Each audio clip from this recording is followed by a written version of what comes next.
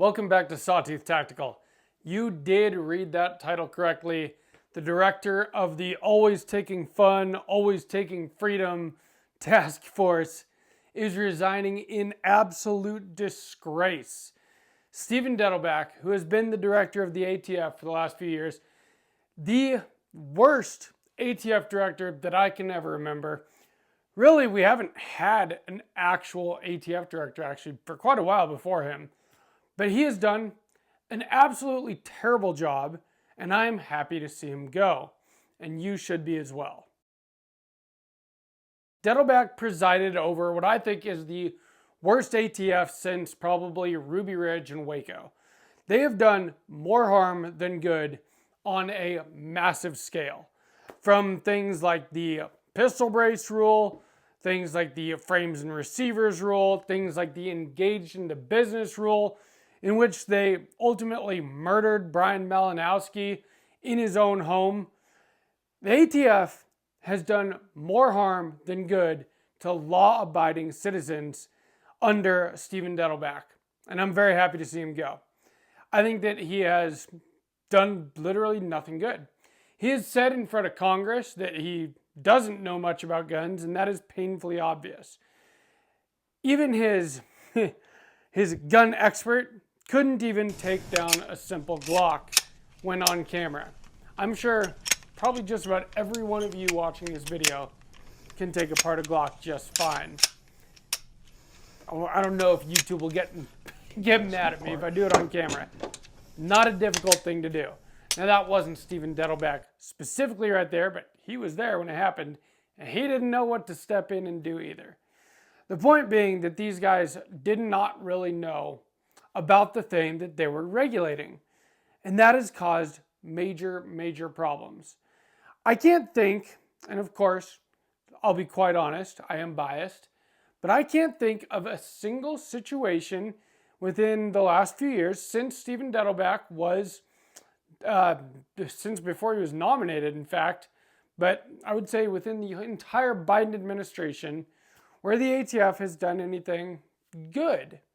Now, I'm sure that they've been a part of some things. I don't know.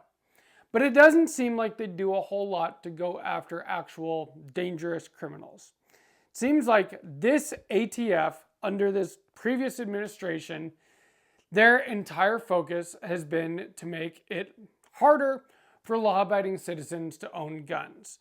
And of course, they do use existing legislation as their excuse. As we saw when Dettelbach was pulled in front of Congress multiple times, mind you, to explain himself.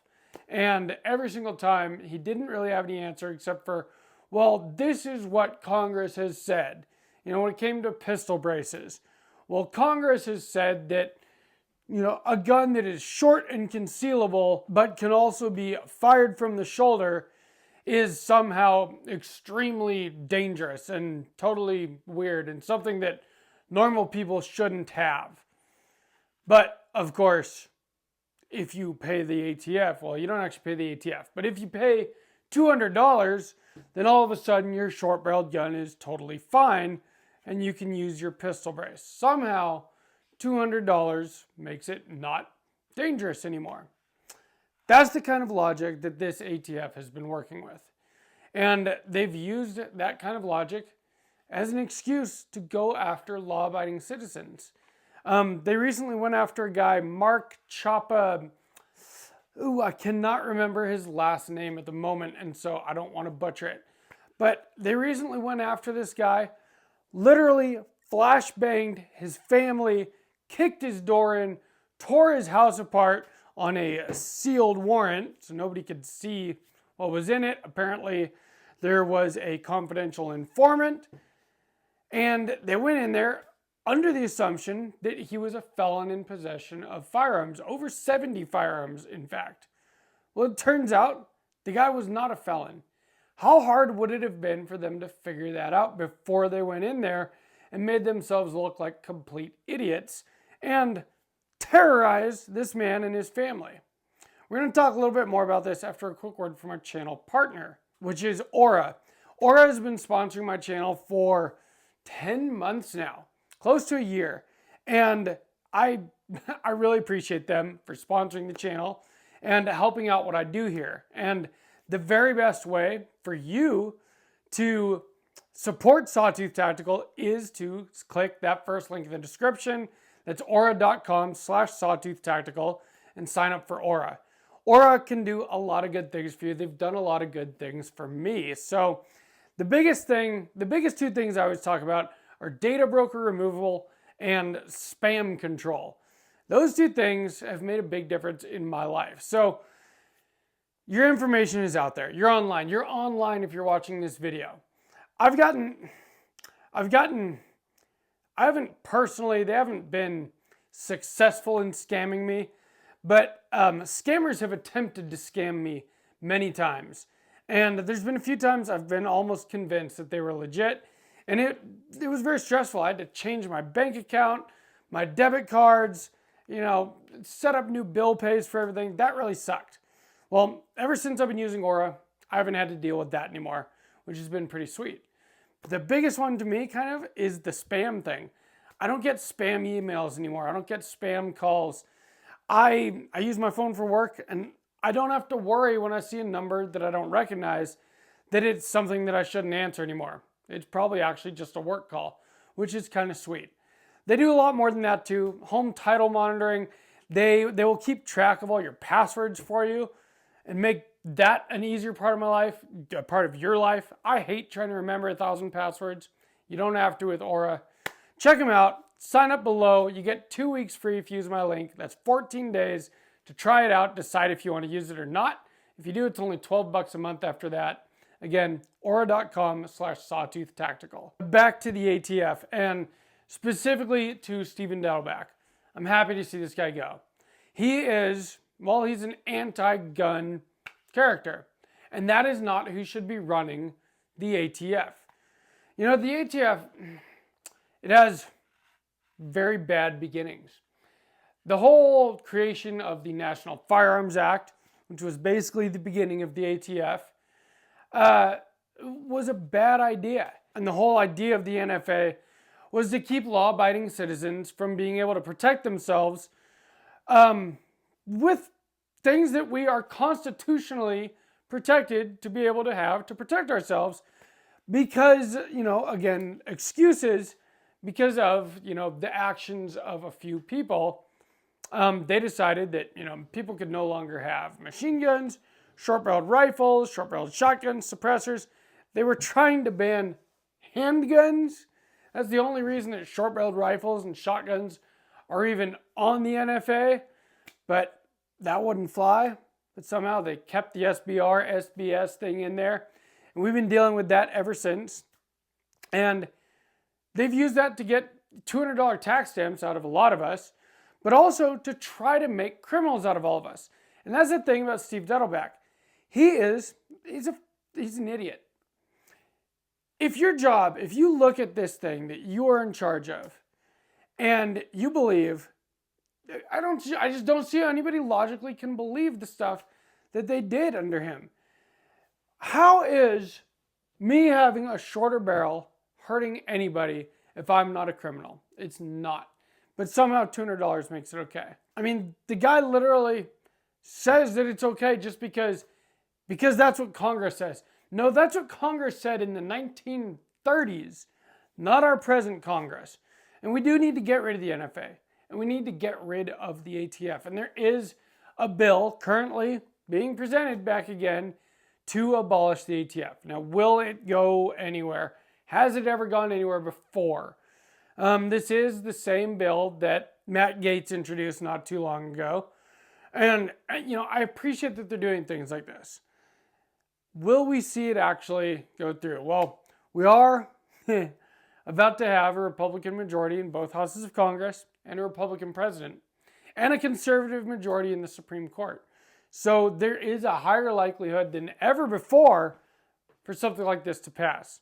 And the ATF has been under more scrutiny, I would say, in the last 2 years than I've ever seen before as well. They've brought Steve Dettelbach in front of Congress multiple times. Honestly, hilarious congressional testimonies. Definitely worth checking out. if you can stomach sitting through that type of thing. I mean, it just shows you what an idiot the guy is and how little he actually cares about the American people.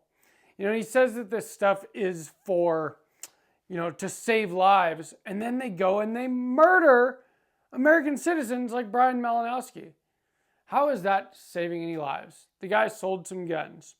He sold maybe a lot of guns. But literally, they went in there under the pretext of a rule that was new that the guy probably didn't even know about, and they killed him in front of his wife. And then they dragged her out in the cold, made her sit in a cop car for like 4 hours or something in her, you know, sleeping clothes, like a nightgown or something. The kinds of stuff that they do. And then he couldn't even look at her during that hearing and apologize for murdering her husband. The stuff that the ATF has done under this last administration has been reprehensible. And I hope that we are going into a new era. Either that, you know, depending who Donald Trump, who we get as the next ATF director, we'll see what happens. I can't imagine it'll be as bad as it has been, but I also do think that the ATF needs to go. And there is a higher likelihood of that finally happening than I think there ever has been in my lifetime. Now, the only issue with that is that laws like the NFA, the Gun Control Act, the Hughes Amendment, all of these things are still on the books, even if the ATF ceases to exist. And so those responsibilities that the ATF is supposed to take care of would go to, I don't know, you know, like the FBI. Hopefully, it would go more to the states. And then individual states could decide how they want to, you know, carry out enforcement. Now, that would be good for people like me that live in Idaho. That would be terrible for people that live in Washington, California, New York, places like that. And it shouldn't be like that. You shouldn't have constitutional rights depending where you live in the country. The Second Amendment is enshrined and protected in our Constitution, and it is for everyone. If you're an American citizen, you have the right to keep and bear arms. And it doesn't say some arms. In fact, it says shall not be infringed. And I know, of course, it's a pipe dream to see a day that it won't be infringed, because that's literally all that the ATF does is infringe on our rights. But hopefully, with Stephen Dettelbach leaving, again, resigning in disgrace, and I literally do believe it, just like Joe Biden is leaving in disgrace, that whole administration is being kicked out by the American people because the people are fed up with having their rights trampled on and their government doing nothing good for them, and in fact, only hurting them. So I am, again, really happy to see Dettelbach go. We'll see where things go from here. I feel like it can't get any worse. So hopefully it gets better.